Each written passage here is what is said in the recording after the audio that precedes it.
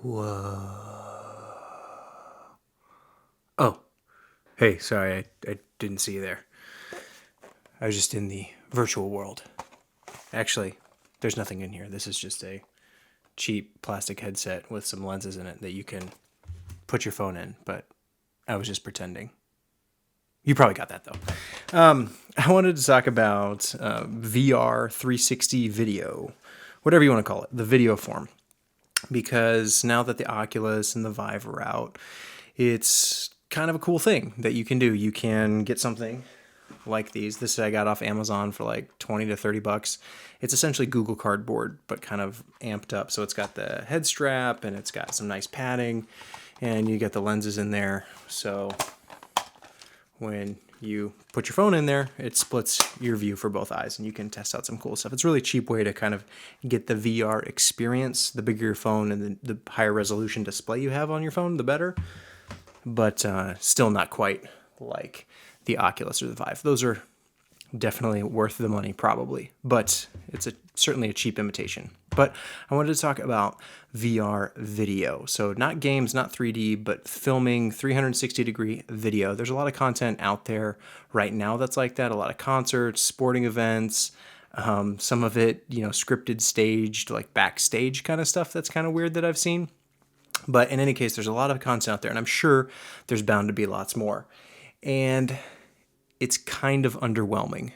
Now, that's not to say that it's bad. It's just not how I would want to consume video. And I think the problem with that is our current technology. We're trying to make cameras adapt to this new kind of system. And so we're building, GoPro rigs, stereoscopic 360-degree 3D GoPro rigs or specialty cameras that film in stereoscopic 360.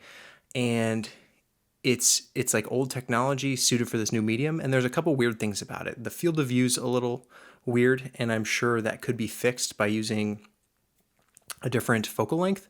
But then you're in a situation where you've got a more narrow focal length, so you need more cameras to capture all around, and then it becomes an issue of stitching all of it together. How do you process that much footage? How do you store that much footage from all those different cameras? So you'll notice that a lot of VR video, it feels a little wide compared to how your eyes actually see the world, which isn't a problem for 3D video games, right? So anything that's rendered polygonally in a digital realm can be, you can pick your camera essentially, so you don't have that same issue where you have with the live stuff. And the other issue is, even though you can kind of look around and change your perspective, you can't change the position of your head. You can't move around like you can with the Vive.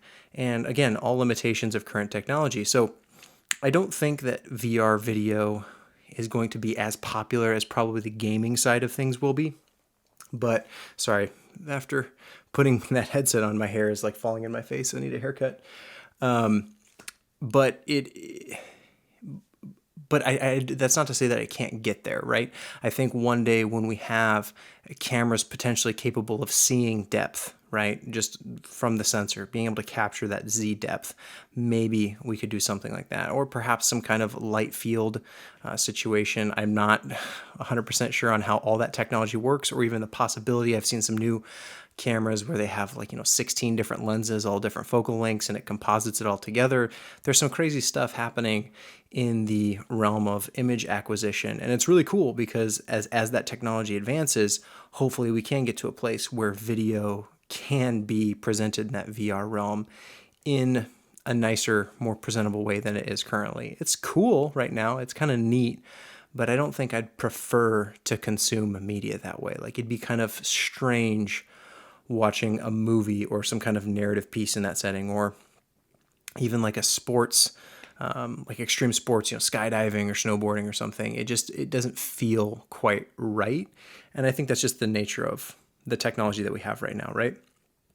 Like, film and movies, started with very basic principles of taking photography and repeating frames over and over and over again, and figuring out, okay, well, what frame rate do we need to simulate actual movement?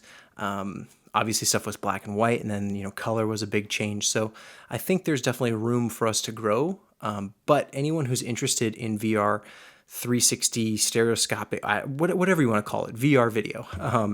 Anyone who's interested in that, I would certainly say you might want to wait before investing in the technology, because I think the technology is only going to get better. And the stuff that's out there right now is certainly cool. And, there's a lot of companies trying to make a splash and make a name for themselves doing it. But having been on the other end as a consumer, as someone who's seen this content, I don't think it's something that I would go out of my way to watch regularly, like a live concert or a live sporting event, like being there on the 50-yard line or being there on stage with the band. I think I'd almost prefer just to watch the videos that come out of Coachella, live, or the stuff that's put on ESPN as the game's happening. That format, and maybe it's just because I'm that's what I'm used to, but I have a strong suspicion that after prolonged use and sitting in those experiences for a long time, I think people are gonna say, "Oh, it's cool," but I'd go back to the other thing because it's more polished, right? We've had more time to figure out the technology. So if you're thinking about like picking up any kind of VR video camera of any kind and getting into that whole side, I mean, the editing of that footage is really a chore, and it's not the easiest thing to do, but don't spend a lot of money trying to figure out and do it, because I think the stuff that's here now, like if there's something cheap that you can find and you can afford it, go for it, go right ahead. I don't think it really matters as long as you're not spending all of your money investing in a system that will probably be replaced within like 5 to 10 years with something better. And that's always the case. I think that's always kind of my recommendation just on gear in general, but especially for VR video, because it's such cutting edge technology. It's right at the forefront. This stuff is just starting to come out. People are really excited about it. But from the video side of things, I think it definitely needs to be taken with some caution and some apprehension before diving full in. I think we got a few issues and some quirks in the system to figure out before it becomes some kind of mainstream popular thing. Now, I could be totally wrong. That is certainly possible.